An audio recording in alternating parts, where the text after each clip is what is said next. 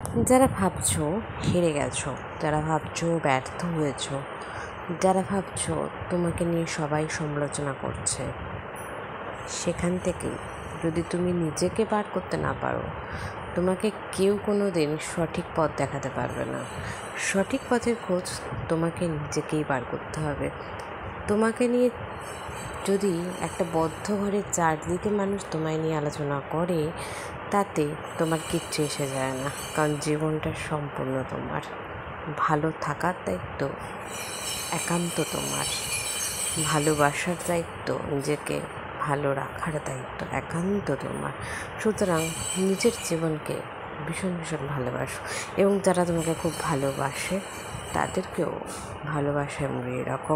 আর যারা তোমাকে অবহেলা করে, নেগলেক্ট করে, তাদেরকেও তুমি সেম নেগলেক্ট, অবহেলা করে বুঝিয়ে দাও তুমি তাদের যোগ্য নও।